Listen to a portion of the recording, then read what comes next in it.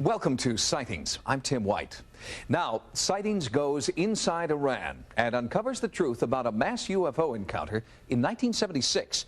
You will hear from an Imperial Iranian Air Force general, a pilot, and an air traffic controller who have remained silent for more than 15 years. And you will actually see those people play themselves in a unique documentary.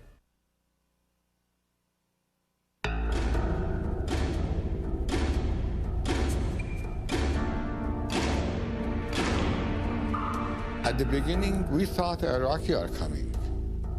All of a sudden, I see this flying object just going round and round and round and going up and up and up. And I told my mom, I said, "Mom, I just saw a flying saucer. I saw a UFO." I was going to prepare myself to shoot it down. It was seen by civilians, pilots, generals, and the unerring eye of Air Force radar. Reports ricocheted from the Shah to President Ford and back again. The film that you're watching recreates the day's events with the actual military personnel who witnessed the most compelling UFO encounter Sightings has ever investigated. This film, seen here for the first time outside of Iran, was produced by the government and, in a bizarre twist of fate, would one day be used by the Ayatollah Khomeini to discredit the Shah. When I saw this object is flying that fast, then I thought this is not a helicopter and this is not an aircraft. By that time I said, oh, should be some kind of UFO. Radar readings taken inside the control tower at Mehrabad Air Force Base indicated the object was at least as large as a Boeing 707 tanker. The situation was serious. Brigadier General Nader Yousefi, base operations commander and the number 3 man in the Iranian Air Force, was notified immediately. So I picked up the phone and it was a base commander. He wanted me to know they're going to have the airplanes to take off from his base for the scrambled mission.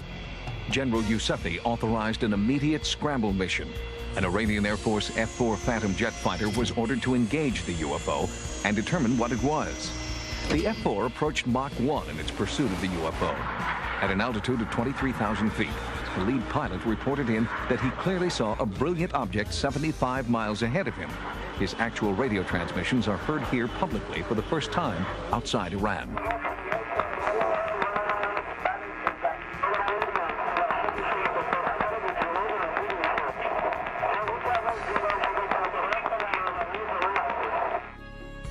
The F-4 was closing fast, but when the pilot got within 10 miles of the UFO, all onboard instruments failed.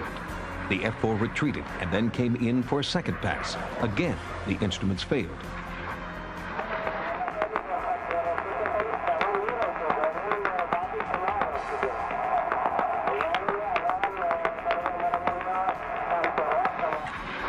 It was as if an electromagnetic force field was repelling the jet fighter. The pilots never got closer than 7 miles before they were forced to retreat. It may suggest a deliberate kind of control mechanism, perhaps from the phenomenon to the airplane system itself, such that when the airplane is no longer a threat, it can change the radiation or whatever the energy is, whatever the effect is, and so that the systems on board the airplane come back to normal. I put down my phone and I ran to my balcony to see if I can see that object. I saw a big star among the other stars, which it was at least twice as large as the normal stars. I asked the tower what happened, and he said he lost the communication again. General Yousefi ordered a second F-4 to engage the UFO. The lead pilot was Iran's #1 top gun, Major Hussein Jafari.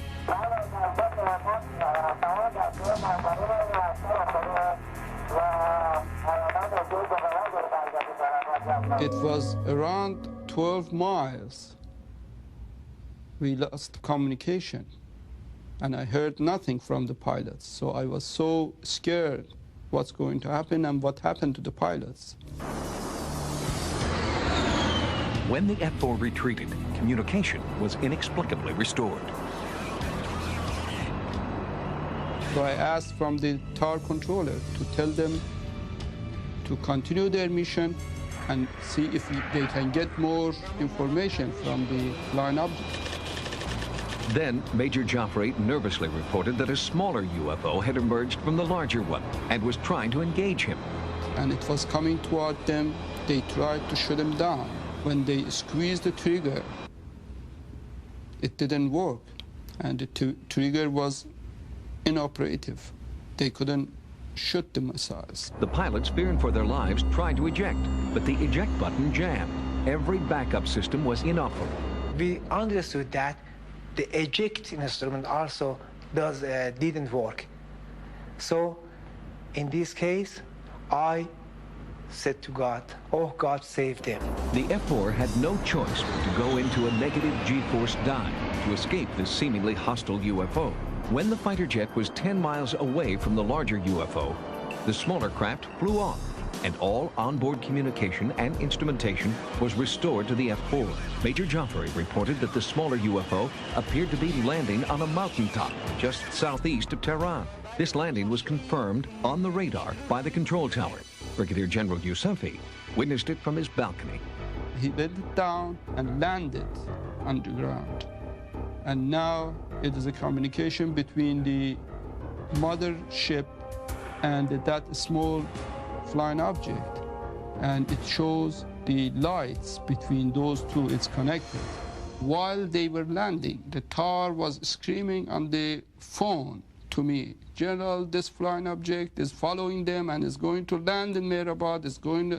It is in the short final, and I see a big, big light with the glaring red, blue, and yellow lights.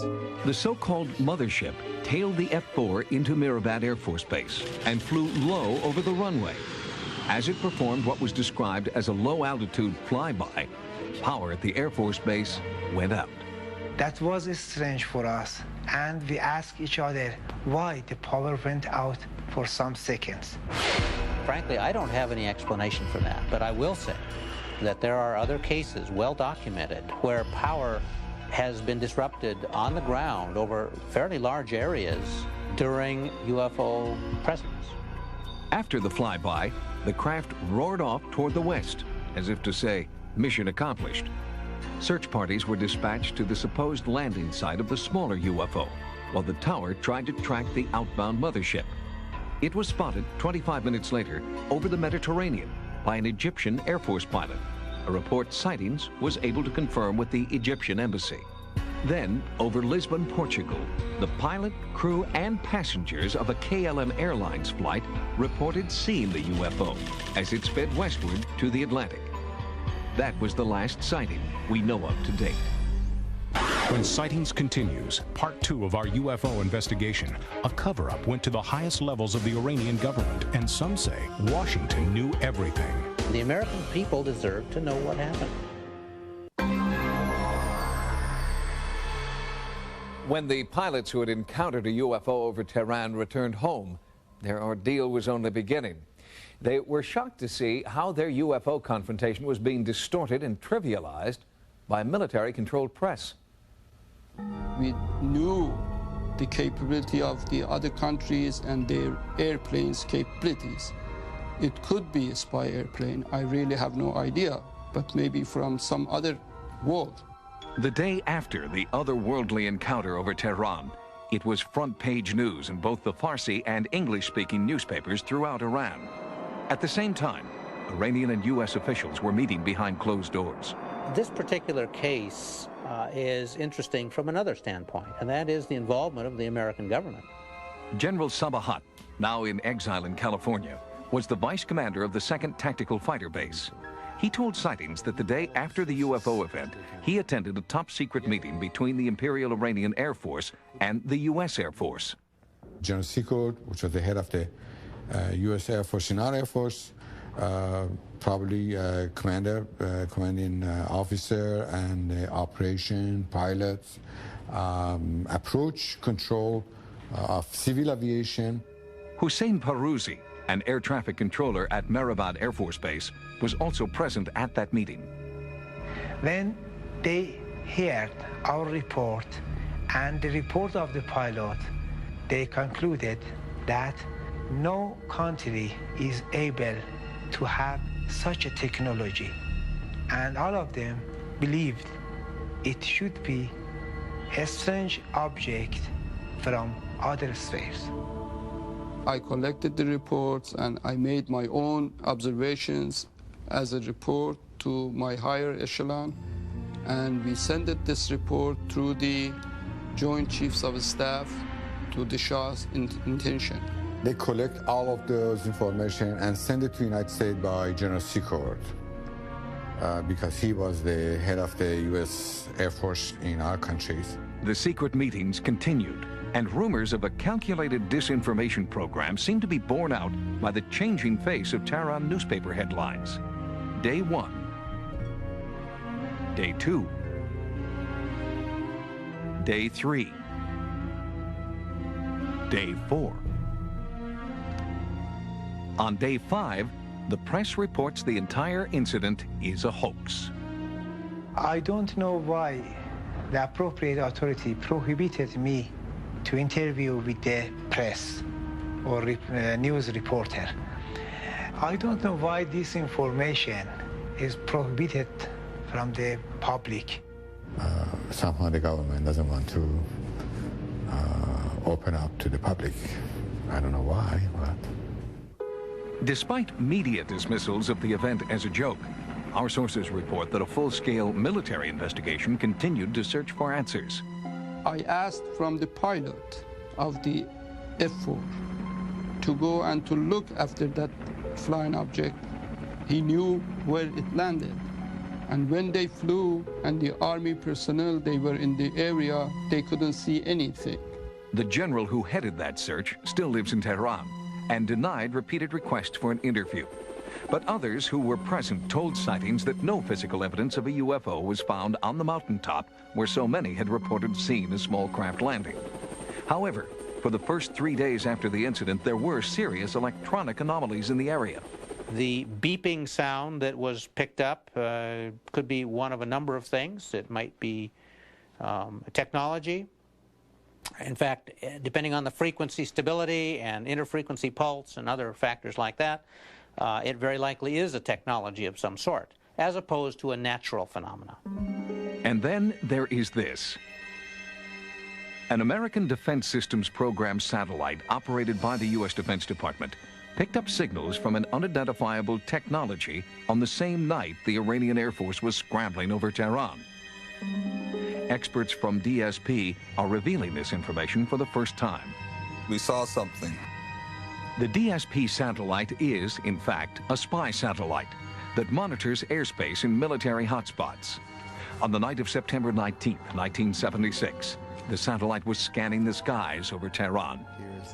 That's an independent confirmation that an event of some type occurred at that time and place. What it was, we don't know. Sightings asked the experts to explain the meaning of 238 scans, possible SR, but they told us that information was top secret. Right now, all we can do is say, yes, there was something there. Certain agencies, including the CIA, have gone on record as having information on this particular case. In fact, Sightings has obtained these documents from the United States Air Force Security Service that confirm our government's involvement in the UFO investigation. And, according to this Washington Post article, the investigation was still in full force as late as 1979. Now, what does that say? It says that somebody thought this case was very, very important when it happened. Why, after this many years, that's still important, I think is a fundamental question. And the American people deserve to know what happened.